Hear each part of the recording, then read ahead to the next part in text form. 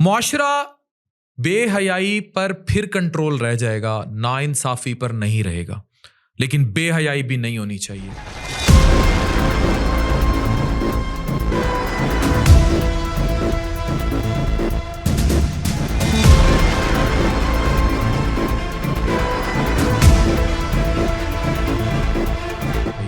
पूरे भारत में एहतजाज चल रहा है।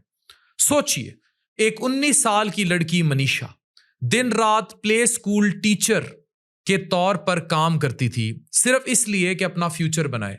नर्सिंग कॉलेज एडमिशन लेने निकली थी, मगर अपने घर कभी वापस नहीं आई। उसका जुर्म सिर्फ इतना था कि उसने सपने देखे थे और वो लड़की थी। और जिस मुआशरे में वो पल रही है, ये वही टिकटॉक नंग धड़ंग नाच गाना कल्चर है, जिसने ऐसे मुआशरे में जहां कानून और इंसाफ ना, वेस्ट में है, लेकिन वेस्ट में नफ्स को वेंटिलेट करने के तरीके मौजूद हैं और वहां इंसाफ भी मौजूद है, इसलिए वहां ज्यादतियां उस लेवल पर नहीं है जिस लेवल पर इंडिया और अब पाकिस्तान में भी रिपोर्ट होती हैं। जो हुआ उसने पूरे मुल्क को हिला दिया। 2 दिन तक इस मासूम बच्ची के घर वाले पुलिस के दरवाजों पर घूमते रहे, मगर उन्हें ठोकरें मिली। मिसिंग रिपोर्ट लिखवाने गए तो थाने से धक्का देकर निकाल दिए गए।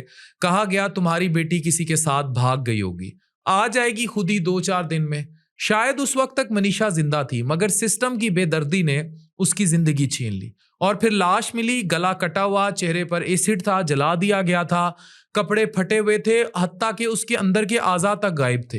ये सिर्फ एक लड़की का कत्ल नहीं था, ये इंसानियत का कत्ल था। और भारत में ऐसे कत्ल बहुत ज्यादा किए जाते हैं। अल जजीरा की 2022 की रिपोर्ट शेयर करूंगा।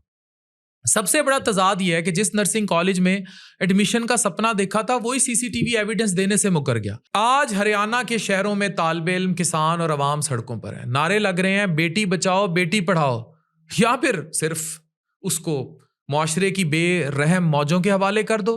क्या यही नया भारत है जहां बेटियां छुरियों और एसिड के साए में जीती हैं, जहां पुलिस विक्टिम शेमिंग करती है और साथ देने की बजाय कातिल आजाद घूमते हैं?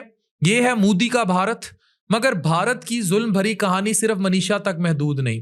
रोजाना भारत में अल जजीरा 2022 की रिपोर्ट है, अब तो और बढ़ गए हैं। 90 से ज्यादा बदतरीन ज्यादती के केस रिपोर्ट होते हैं, अनरिपोर्टेड की तो गिनती नहीं। कलकत्ता में एक 31 साल की मेडिकल इंटर्न डॉक्टर, आप सबको याद होगा, पुरतशद्दुद ज्यादती का शिकार हुई। वो 9 अगस्त की रात अपनी 36 घंटे की ड्यूटी के बाद रेस्ट करने गई थी। सुबह उसकी लाश हॉस्पिटल से मिली। पोस्टमार्टम रिपोर्ट के मुताबिक उसका निचला धड़ कुचला हुआ था, पेल्विक रीजन बुरी तरह डैमेज था, टांगें 190 डिग्री पर मुड़ी हुई थी, आंखों और मुंह से खून निकल रहा था और आंखों में किरचियां तक, शीशे तक घुसाए हुए थे जो ऐनक के थे, और पूरी तरह इंजरी से भरी हुई थी।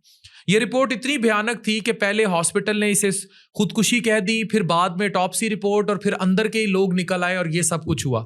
और असल बात यह है कि सिर्फ बेहयाई बढ़ जाने से वाकयात नहीं हो रहे। वेस्ट को देख लीजिए, क्लब्स हैं, बार्स हैं, डांस हैं, वहां भी टिकटॉक नाच गाना कल्चर है, लेकिन ऐसे वाकयात नफ्स की, जिन्स की वेंटिलेशन, लिविंग रिलेशनशिप्स या इजी रसाई टू ऑल दैट, वो नहीं हो पा रहे। यहां मासूम बच्चियां भीड़ चढ़ जाती हैं क्योंकि हवस की जस्टिफिकेशन नहीं मिल रही। ना क्लब्स हैं, ना बार हैं, ना डांस क्लब हैं। स्पेशली पाकिस्तान के लिए ये कल्चर और भयानक है। इसीलिए मैं टिकटॉक लाइव में शेर मारना, डांस कल्चर, बेहयाई के खिलाफ आवाज उठाता हूं, और ये जहाद है। जस्टिस अगर साथ होगा और सिस्टम ट्रेंड होगा तो फिर वेस्ट जैसी चीजें टॉलरेट की जा सकती हैं। अभी हम आधे तितर आधे बटेर हैं। पाकिस्तान इसी रास्ते पर चलता है। टिकटॉक में जो नाच गाना, नंग धड़ंग कल्चर और कंटेंट की वल्गैरिटी है, टिकटॉक अच्छे कामों के लिए भी इस्तेमाल हो रहा है। मेरे खुद 2 मिलियन फॉलोअर हैं, लेकिन क्या डिलीवर कर रहे हैं ये मैटर कर रहा है। कोई मीडियम बुरा नहीं है, टिकटॉक बुरा नहीं है, उस जैसी एप्स बुरी नहीं है। डिलीवर क्या कर रहे हैं? वहां कुरान की क्लासें लें, वहां यूथ क्लब भी अपना काम कर रहा है, मौलाना की फाउंडेशंस भी अपना काम कर रही हैं। जब कानून खामोश रहे तो ये नस्लें जो हैं तबाह बर्बाद हो जाती हैं और ये फिर आगे चल के दरिंदे बन जाते हैं। आज हम इंडिया के चीप कल्चर से इंस्पायर हो रहे हैं। इवन सट्टेबाजी, ये जुएबाजी का कल्चर भी उसी का दिया हुआ है जिसका शिकार डकी या जैसे कई यूट्यूबर, और फिर आगे यंग जनरेशन हुई। बढ़ता तशद्दुद, बढ़ती बेहयाई और बेटियों के खौफ के साए में जीना, और ये सब बढ़ इसलिए रहा है कि उनका जस्टिस सिस्टम स्ट्रांग नहीं। पाकिस्तान में भी जो बेहयाई बढ़ने के साथ अगर इंसाफ नहीं होगा तो मनीषा जैसे केसेस, और पाकिस्तान में भी ज्यादती के, इवन बच्चों के साथ ज्यादती के केस रिपोर्ट हो रहे हैं। याद रखें कि मनीषा के माँ बाप का गम पाकिस्तान, इंडिया में हर माँ बाप का गम है। आज सवाल यह है कि क्या मनीषा की कहानी भी एक और केस फाइल बनकर आर्काइव में दबा दी जाएगी, या मुल्की अदालती और सियासी मशीनरी इस पर एक्शन लेगी, और पाकिस्तान और पाकिस्तानी अवाम और पाकिस्तान का जस्टिस सिस्टम इससे क्या सीखेगा। और याद रखिए, इंसाफ के बगैर कोई मुआशरा महफूज नहीं होता। अगर अपनी बेटियों को और इस मुआशरे को महफूज बनाना है तो हमें अपने जस्टिस सिस्टम पर काम करना होगा। हमें अपनी नस्लों को दीन के करीब लाना होगा और फहाशी और डांस कल्चर से दूर ले जाना होगा, वरना आप भी ऐसे भयानक अंजाम देखेंगे। और बहुत सारे बच्चे, इवन मुजफ्फरगढ़ में अभी केस बच्चों से ज्यादती और वो सारी फिल्में बनाने के और वो रिपोर्ट हुए हैं, जिस पर साइबर क्राइम ने बहुत अच्छी कार्रवाई की और काम किया। अब्दुल गफ्फार साहब मेरे भाई हैं, he took a very serious initiative on that और एक्शन किया।